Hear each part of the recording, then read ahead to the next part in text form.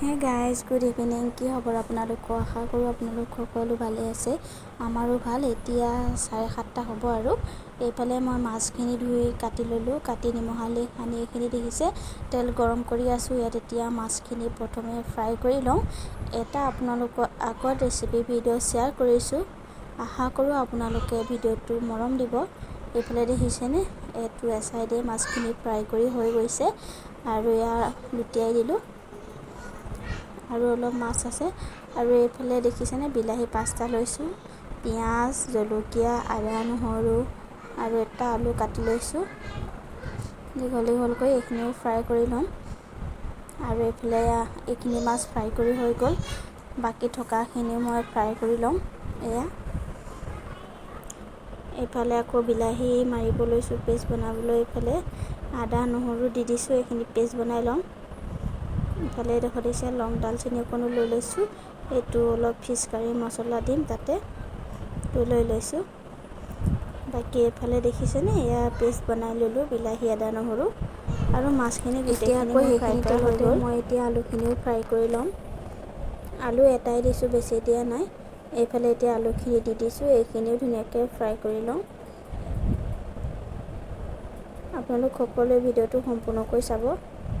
এয়া দেখিছেনে, আলু ফ্ৰাই কৰি আছোঁ। এইখিনিও হৈ যাব এতিয়া। ভিডিঅ'টো কেনে পাই চাই লাইক কমেণ্ট শ্বেয়াৰ কৰিব। নতুনকৈ অহাসকলে ছাবস্ক্ৰাইব কৰি দিব। এইফালে এতিয়া আকৌ আলুখিনি ফ্ৰাই কৰি হৈ গ'ল। মই এতিয়া শুকান জলকীয়া আৰু পিঁয়াজখিনি দি দিছোঁ। এইখিনি এতিয়া ধুনীয়াকৈ অলপ ভাজি ল'ম।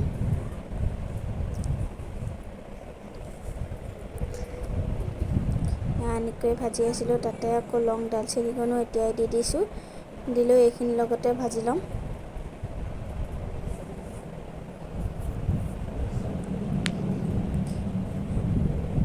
এইখিনি ভাজি হৈ গৈছে আৰু তাতে মই এতিয়া দি দিম বিলাহী আদা নহৰু পেষ্টটো।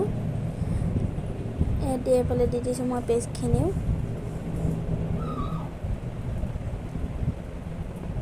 এইখিনিও ধুনীয়াকৈ মিক্স কৰি ল'ম। এইখিনি অকণমান এতিয়া ভাজি থাকিম। লগতে দি দিছোঁ মই এতিয়া নিমখ, সোৱাদ অনুসৰি হালধি পাউডাৰ,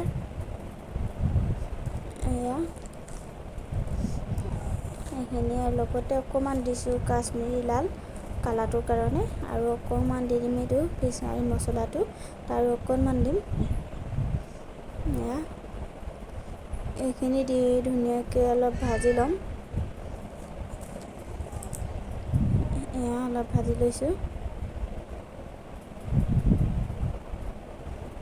অকণমান নহৰু আদা গোন্ধটো যোৱালৈকে অকণমান ভাজি ল'ম। দেখিছে, এয়া উতলি আছে মোৰ। এফালে এতিয়া লগতে দি দিম মই ফ্ৰাই কৰি থোৱা আলুখিনি। এইখিনি ধুনীয়াকৈ এতিয়া মিলাই ল'ম।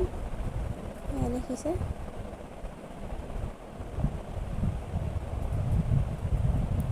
এইখিনি অকণ ভাজি ল'ম।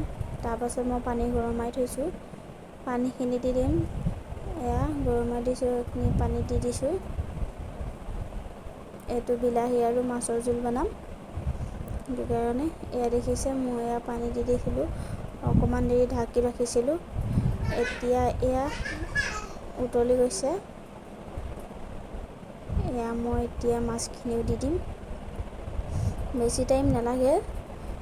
দেখিছেনে, এতিয়া মাছখিনি দি মাছখিনিৰ লগতে অকণমান বিলাহী জোলটো উতলিবলৈ দিম। খুব সহজতে বনাব পাৰি। দেখিছে, মাছৰ লগতো উতলি গ'ল জোলখিনি।